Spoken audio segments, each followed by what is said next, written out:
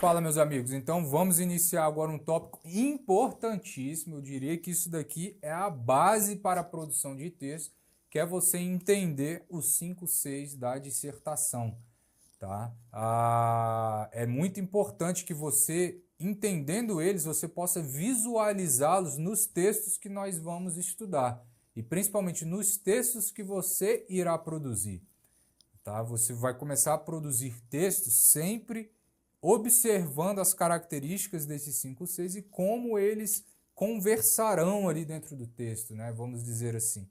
Tá? Então, nós visitaremos aqui de um por um, percorreremos de um por um para que você não tenha dúvidas, mostraremos diversos exemplos, tá? Avançaremos gradativamente, lentamente, conforme eu falei, esta aula é um pouquinho mais técnica, mais teórica, mas não descartaremos ali os exemplos que nós vamos visitar para poder compreender, obviamente, melhor a parte teórica. Tá bom? Então vamos lá, vamos iniciar aqui.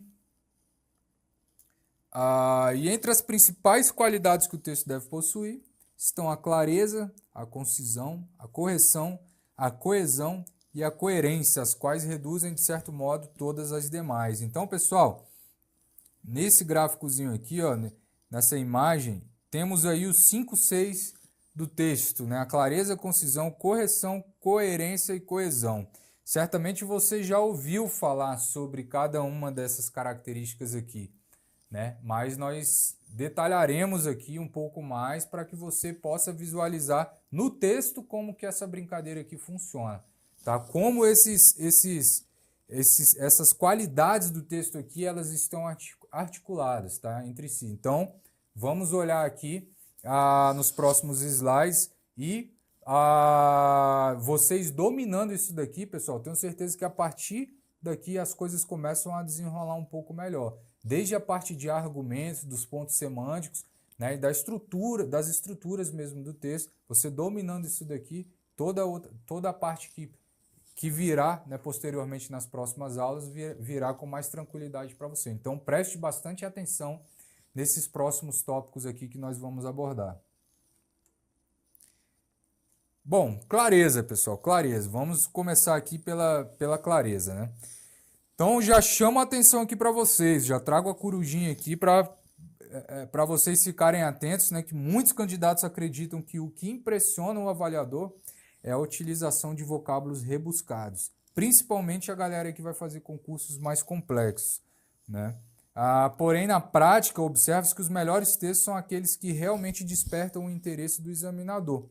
São os que prezam pela clareza, pela simplicidade na escrita e, sem dúvidas, pela eficácia argumentativa. Pessoal, já caiu ali, aquele jargão, né? Caiu por terra já aquela interpretação, né, de que textos bons são textos com a linguagem fina, rebuscada, aqueles vocabulários de difícil compreensão, né? Isso daí já não existe mais em concursos públicos, inclusive na própria administração pública, né? Temos visto aí campanhas dentro do Poder Judiciário, principalmente, né, de facilitação da linguagem, né, jurídica dentro dos processos judiciais para que ele tenha um alcance maior. E isso daí é para quê? Isso daí é para fins de atendimento de um princípio constitucional de quê? Da transparência. Para quem está estudando aí o direito administrativo, artigo 37, né, que fala lá do LIMP,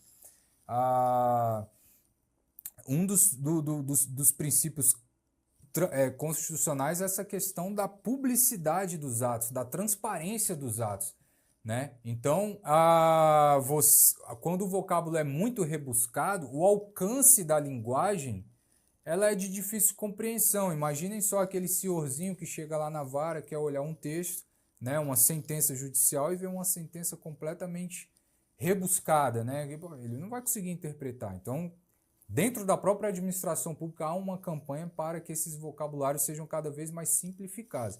Bom, vamos falar agora de concursos públicos, né? Em concursos públicos, a linguagem que temos visto ali dos textos que estão recebendo nota máxima, muitas vezes são linguagens simples, são linguagens diretas, usando os conectivos coesivos, né, extremamente simples.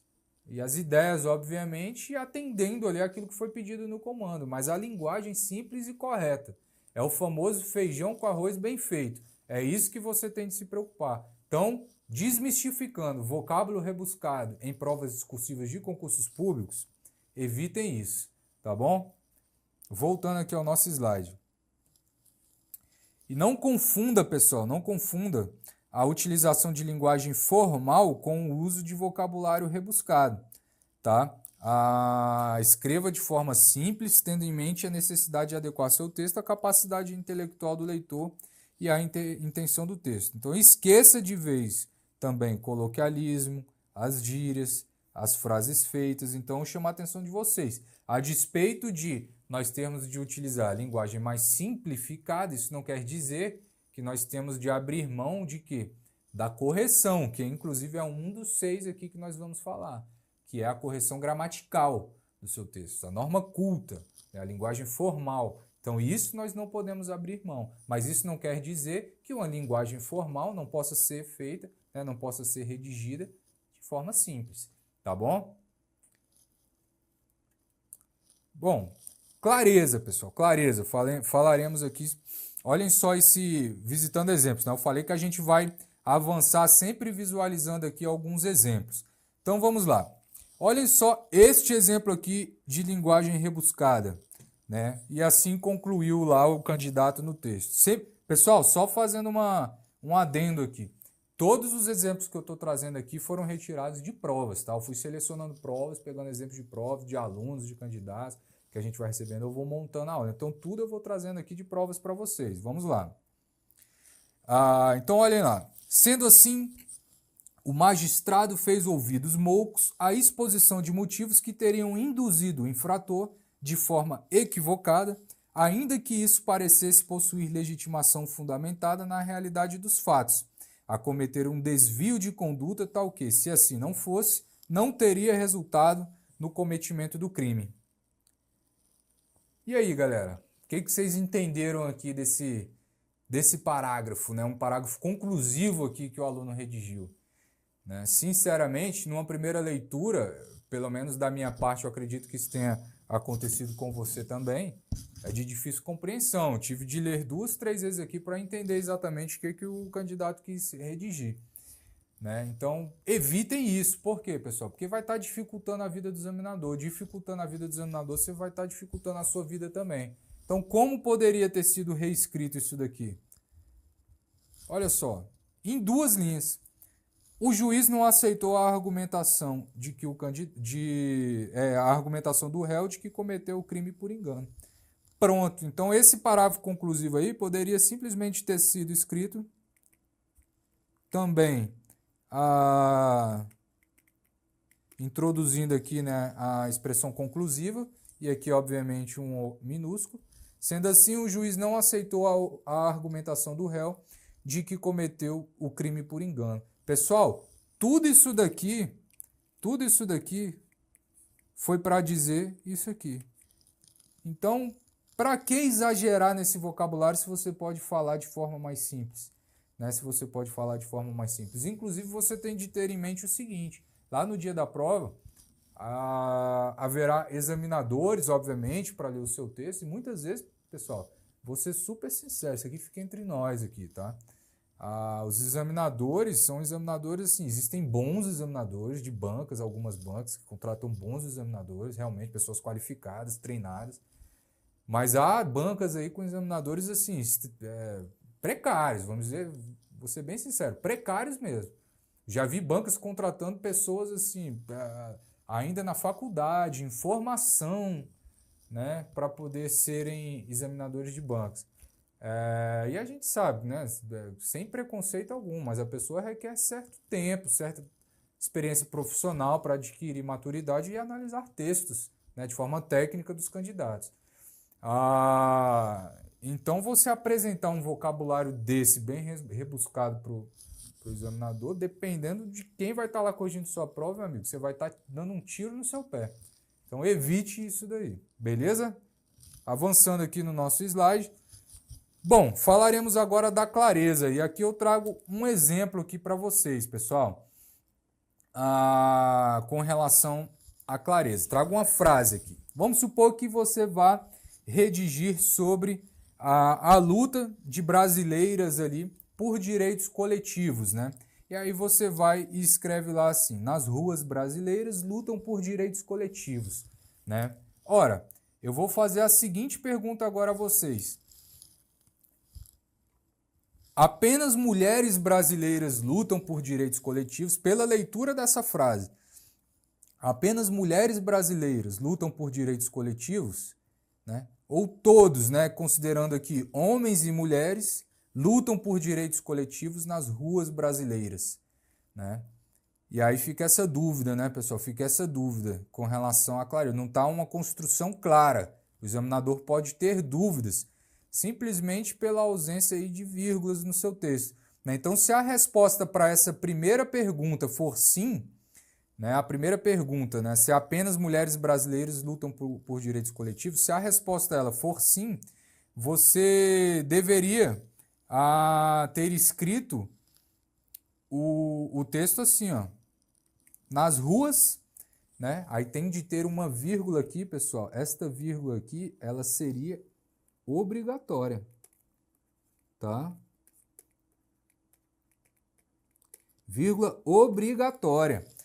Por quê? Para poder retirar essa ambiguidade que existe no seu texto, né? O texto não está claro, ele está ambíguo, né? Então, você colocando, inserindo essa vírgula, aí caracteriza, obviamente, que nas ruas, né, quem luta por direitos coletivos? Brasileiras, né?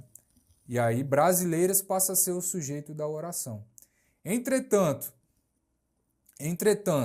né, se você quer responder sim para esta segunda pergunta, todos, homens e mulheres, lutam, né, por direitos coletivos nas ruas brasileiras, e aí a vírgula teria de ser deslocada para cá. Ó. Nas ruas brasileiras, lutam por direitos coletivos. Quem luta por direitos coletivos? Ora, todos, né, homens, mulheres, lutam por direitos coletivos, não está definido aqui, né? Então, aqui, na verdade, o adjunto adverbial aqui, né, a oração adverbial aqui, ela vai estar considerando todas essas três palavras, nas ruas brasileiras. No outro exemplo, a gente considerou tão somente nas ruas brasileiras lutam por direitos coletivos. Tá bom? Então, o emprego da vírgula ele é obrigatório para deslocar o adjunto adverbial de lugar, nas ruas. Tá? E, por outro lado, se a resposta for sim para a segunda pergunta, a frase, né, obviamente, a gente mudaria a vírgula para cá. Nas ruas brasileiras lutam por direitos coletivos. Né? Então, uma simples vírgula ela poderá mudar completamente a semântica do seu texto. Tá? Nós falaremos mais aqui sobre as vírgulas na parte de correção. Tá? Mas este exemplo aqui eu trouxe para vocês, por quê? Porque o texto tem que estar claro, pessoal. Ele não pode deixar essas margens para o examinador interpretar segundo a conveniência, né, e oportunidade dele ali no momento de avaliação do seu texto. Tá? Então, pontue corretamente para quê? Para não prejudicar a semântica e, consequentemente, a clareza do texto que você está produzindo. Beleza? Tranquilo? Voltando aqui ao slide, vamos avançar. Falaremos agora sobre concisão. Então, vamos lá. Concisão é a qualidade que nos ensina a prezar pela economia verbal. Prezar pela economia verbal. Sem prejuízo da mais completa e perfeita eficácia da comunicação do pensamento. Ela contribui muito para a clareza, né, que é o que nós acabamos de ver. Texto conciso, ele é mais claro, obviamente. Porém, se nos preocuparmos exageradamente com ela, corremos o risco de beirar o laconismo, né, que conduz à obscuridade, à imprecisão. Laconismo, pessoal, é um modo breve ali, e conciso, né, de falar e escrever. Então, para quem está vendo essa palavra pela primeira vez, ela significa breve, conciso, poucas palavras, tá? Ela é uma palavra que foi de origem, né, nas características da sociedade espartana, lá na região da Lacônia, por isso chamado de laconismo, tá? Voltando aqui para a câmera. Pessoal, concisão é algo que vocês têm de desenvolver, né? Tem gente que na verdade já tem isso enraizado, que gosta de escrever realmente pouco, escreve muito bem escrevendo pouco. Mas há pessoas aí que têm muita dificuldade de escrever de forma concisa.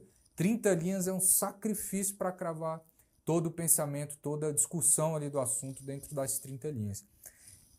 Esses dias eu até postei no meu Instagram um exemplo de prova de um aluno que redigiu 20 linhas no concurso da Polícia Rodoviária Federal, Banca Sebrasp, que era o mínimo, né, o limite mínimo para não ser eliminado, redigiu 20 linhas e de 20 pontos ele tirou 19. Quase a nota máxima no quesito macroestrutural, que é o quesito de estruturação do texto e argumentação.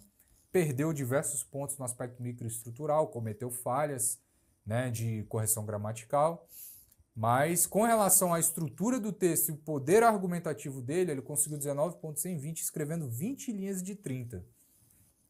Ali está claro, pessoal, que a banca considera também como bons textos aqueles textos concisos que conseguem esgotar o tema em poucas palavras, né, em poucos parágrafos.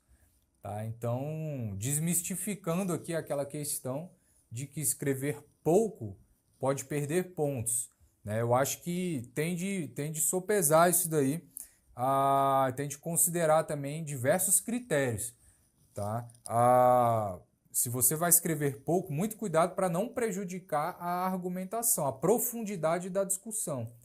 Né? A profundidade da discussão. Então, muito cuidado. Se você for perguntar a minha opinião sempre vai ser, tente cravar no limite máximo de linhas. Por quê?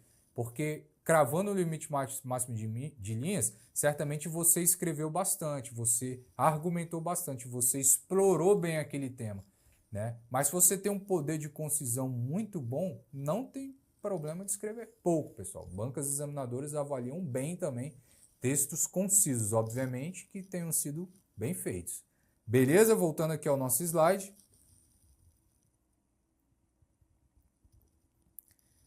Então, olhem só este parágrafo aqui, pessoal. Olhem só este parágrafo aqui.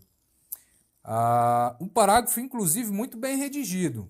O problema da violência urbana tem se agravado consideravelmente nos últimos anos. Não se esqueça dessas vírgulas aqui, né, para deslocar uma oração adverbial temporal aí, né, deslocada no texto, e prejudicando o desenvolvimento econômico de alguns setores que são diretamente afetados por ele, no Brasil e no resto do mundo. Né, aqui uma coesão por referência, nós veremos em seguida quando falarmos ali dos tipos de coesão, que aqui se trata de coesão por referência. Né? Mas vamos aqui nos ater ao que estamos falando, que é a concisão. Pessoal, imaginem só vocês redigindo seu texto, estão ali para finalizar o texto, vocês precisam de finalizar o texto em 2, 3 linhas, né? E aí tem esse parágrafo aqui que você escreveu 5 linhas, 4 linhas, você precisa de 2 linhas só.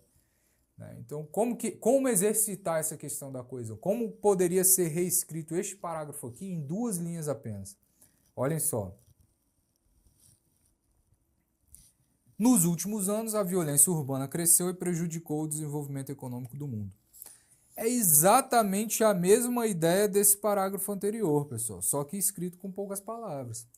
Aqui fala que o problema da violência urbana se agravou consideravelmente nos últimos anos, né, prejudicou o desenvolvimento econômico de alguns setores, né, no Brasil e no resto do mundo. Aqui, nos últimos anos, a violência urbana cresceu e prejudicou o desenvolvimento econômico no mundo. Ponto. Então, é uma forma concisa de expressar o quê? O mesmo pensamento. O mesmo pensamento. Então, vira e mexe, pessoal. Por que eu estou trazendo isso aqui para vocês? Porque vira e mexe, às vezes, lá no texto, você está correndo contra o tempo, relógio, né? Você precisa fechar o seu texto e você escreveu muito ali na folha de rascunho e você precisa passar para o texto definitivo e verifica que no texto definitivo não tem mais aquela quantidade de linhas, né, que teria ali no rascunho. No rascunho você escreveu, desenvolveu um monte de ideias e aí você vai passar o texto a limpo. E aí quando começou a passar limpo, viu que as linhas vão faltar. O que você vai ter de fazer? Você precisa começar a tentar exercitar esse poder de concisão que você tem. Né? Começar a olhar o que tem na folha de rascunho e falar, opa, eu preciso, essas 7 linhas aqui desse parágrafo eu tenho de reduzir para 4. né? Esse com 5 linhas aqui eu tenho de reduzir para 3, senão eu vou estourar o limite máximo do meu texto.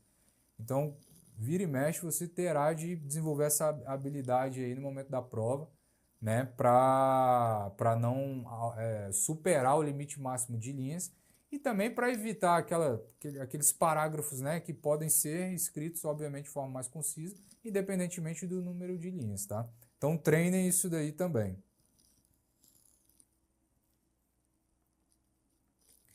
Correção, pessoal, correção. Correção, né, obviamente está ligado aí à questão gramatical, questão microestrutural do seu texto, né? Então, vou trazer aqui, só chamando aqui a atenção de vocês, com relação à correção, pessoal, poderia aqui dar um curso de gramática completo para a gente explorar tudo aquilo que os alunos, né, os candidatos erram em provas discursivas em concursos públicos. Entretanto, vou citar aqui apenas alguns exemplos aqui, né, para vocês verificarem como funciona essa questão da correção. Nós temos uma aula no nosso curso, a aula dos aspectos microestruturais, que eu selecionei as principais apenações cometidas pelas bancas, atribuídas pelas bancas examinadoras aos candidatos, né?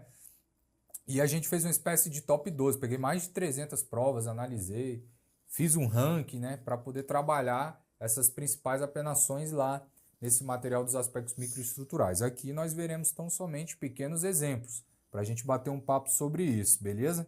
Então vamos lá. Olhem só este parágrafo aqui, pessoal.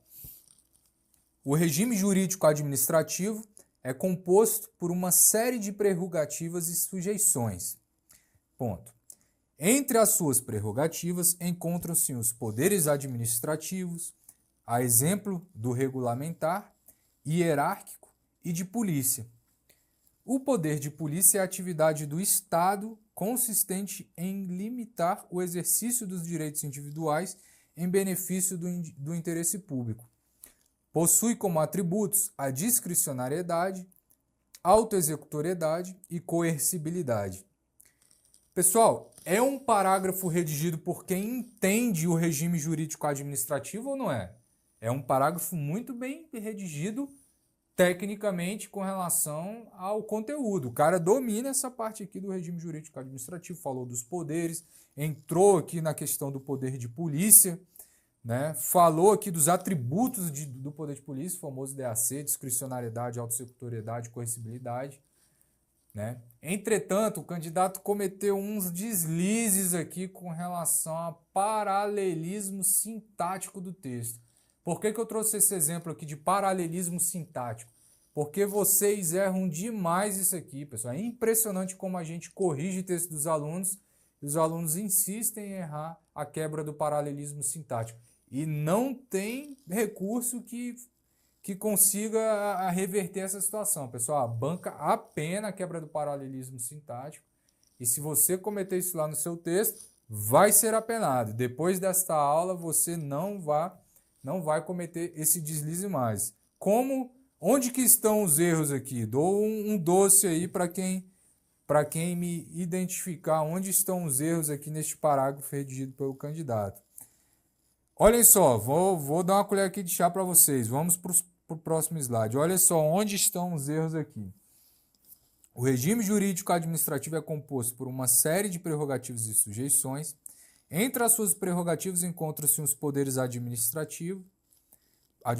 A exemplo, aí ele coloca aqui uma preposição, né, mais o artigo do, preposição de mais artigo o. A exemplo do regulamentar. E este aqui, pessoal, ele não tinha colocado no texto, né? Ele tinha colocado os que estão em azul, os que estão em vermelho, destacados em vermelho, não estavam no texto originalmente escrito pelo candidato. Então, a exemplo do regulamentar. Por que é obrigatório o uso dessa preposição aqui também mais o artigo? Porque uma vez que ele inseriu aqui no primeiro exemplo, né, exemplo do regulamentar, todos os demais devem seguir esta linha de raciocínio. Então, a preposição ela deve aparecer também nos demais, né? Então, a exemplo do regulamentar, do hierárquico e do de polícia, né? A exemplo dos poderes administrativos, né? Exemplo do regulamentar, do hierárquico e de polícia. O poder de polícia é a atividade do Estado. Não se esqueçam de colocar o Estado sempre em letra maiúscula para representar a nação, consistente em limitar o exercício dos direitos individuais em benefício do interesse público. E aqui é a mesma coisa, olha a quebra do paralelismo sintático. Possui como atributos, aí tem aqui a discricionariedade, a autoexecutoriedade e a coercibilidade. Esses aqui ele não tinha inserido no texto. Ora, se ele inseriu aqui na primeira citação, as demais têm de ter também aqui o artigo, tá? Então, se ele inseriu o artigo no primeiro, todos os demais terão de ter. Possui como atributos a discricionariedade, a autoexecutoriedade e a coercibilidade. Tranquilo, pessoal? Tranquilo? Segundo o nobre gramático Evanildo Bechara, respeitadíssimo pelas bancas examinadoras, ele fala lá, numa parte na gramática dele, que se você tiver uma sequência de termos sucessivos assim, em citações, e se você colocar o artigo no primeiro, né, e todas as demais palavras forem do mesmo gênero desta primeira, ou seja, se uma palavra feminina e você inserir o artigo a e todas as demais também são palavras femininas, você pode inserir tão somente na primeira palavra e ocultar nas palavras subsequentes, tá? Se porventura for uma sequência e a primeira palavra é feminina, a segunda é feminina, a terceira é uma palavra masculina, aí quebra, né, essa sequência, não são do mesmo gênero, e aí obrigatoriamente tem de colocar em todas. Isso eu trago como medida de exceção aqui para vocês. Já havia uma candidata aplicando isso, a banca apenou, a gente entrou com recurso, citou Evanildo Bechara e ganhamos, né, o recurso. Mas, regra geral, pessoal, colocou no primeiro, coloca em todos. Não colocou no primeiro, não coloca em nenhum. Ponto. É melhor seguir isso daí, que você não vai errar nunca. Muita atenção com relação a essa quebra do paralelismo sintático. Beleza? Vamos avançar. A correção, pessoal, correção. Essa parte aqui é interessante também. Vamos lá. Independente de ajuda, o jovem venceu na vida. O jovem venceu na vida. Tem muita gente utilizando essa palavra aqui, pessoal, independente, de forma errada, tá? Por que está errado aqui?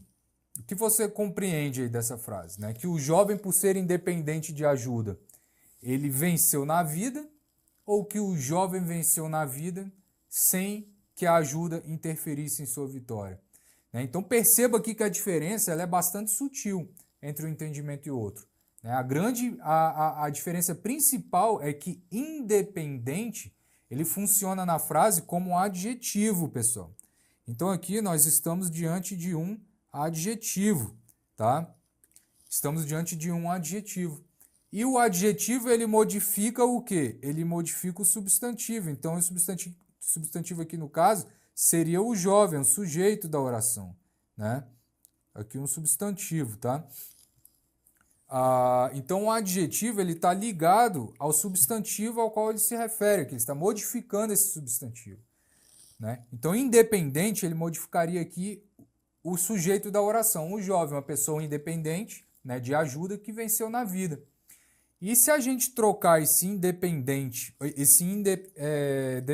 por independentemente, né, se a gente trocar aqui por independentemente, que é um advérbio, né, agora estamos diante de quê? De um advérbio, né, é um advérbio. Aí o que ele está modificando aí?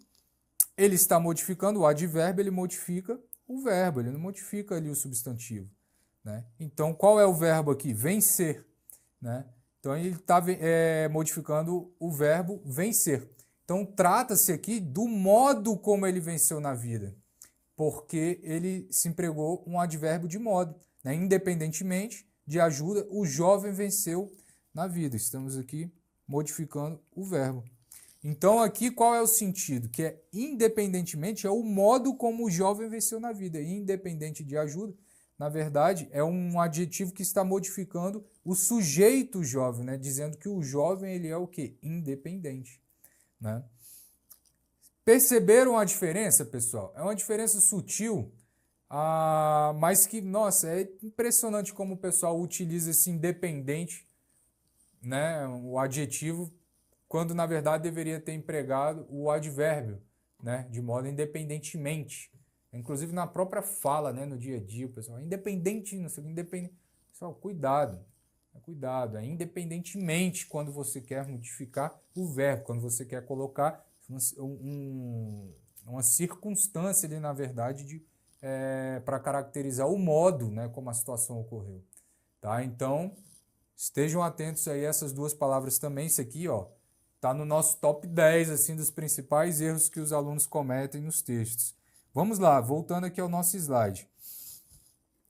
Então, conforme eu coloquei aqui, ó, nas cores, ó, independente, o adjetivo se liga ao substantivo jovem, independentemente, advérbio se liga ao verbo da oração, tá? Outra questão aqui, para ficar mais claro, mais um exemplo, né? A Constituição Federal deve ser respeitada por todos os cidadãos brasileiros, independentemente, né, do sexo, da cor e da crença religiosa. A ideia aqui é independentemente o advérbio de como o cidadão brasileiro é classificado, né? Se ele é classificado como homem, como negro, como católico, mulher, branca, budista, ele terá de respeitar a Constituição, independentemente do sexo, da cor, da crença religiosa. Aqui, no caso, não caberia um independente. Aqui não, mesmo se quisesse, não caberia um independente aqui nesta oração, tá? Então, para sanar qualquer dúvida com relação à aplicabilidade do advérbio independentemente e do adjetivo independente. Beleza?